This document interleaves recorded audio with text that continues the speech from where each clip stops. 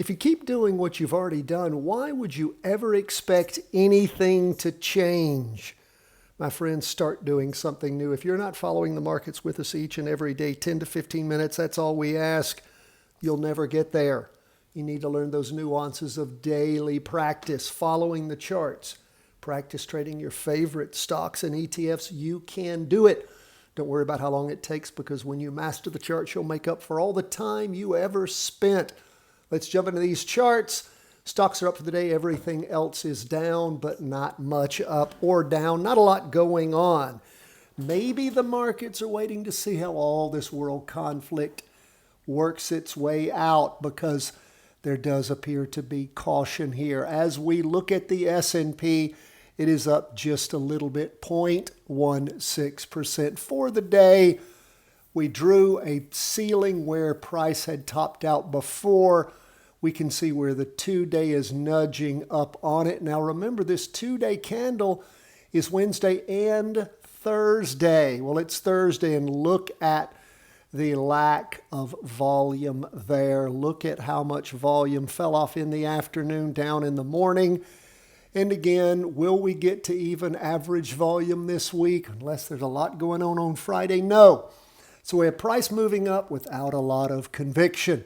But it is moving up nonetheless as things push up on the half-day and the 2-day through that prior top. We can see on the weekly just the wick. Let's look at where we are on the NASDAQ. It again on the 2-day, not quite getting the candle up there. The half-day has, the weekly not. Volume is low on the 2-day, and the weekly dropped off in the afternoon. On the half-day, up 0.34%.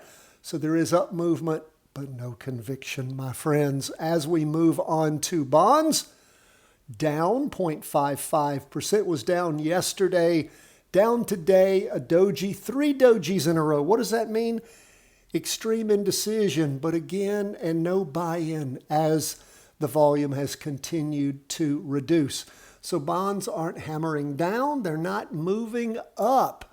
They're just spinning along sideways with no conviction, which of course means the participation and the price is waiting for a catalyst that hasn't shown itself yet. We look at the 2-day and we can see where things have been ticking up until this last 2-day candle with a red doji, and volume has continued to decrease. So the charts aren't telling us much of anything except no buy-in, waiting for a catalyst so we can move with it.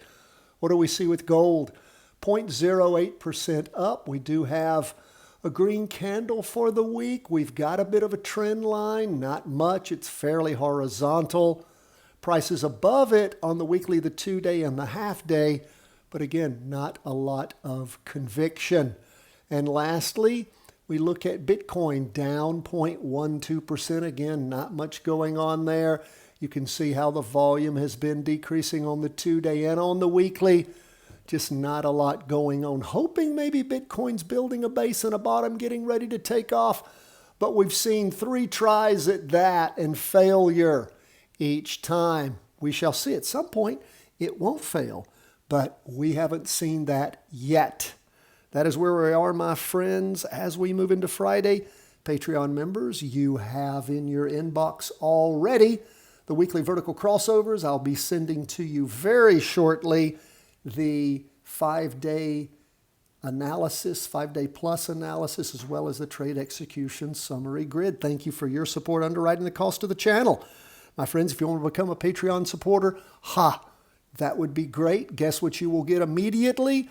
Our book, that is 3-Wave Trading Advantage, my latest book, in addition to our 3-part series, Options Made Simple, the Charting Wealth Way. You want to learn about options? We got the easiest, quickest, and I think best way for you to learn.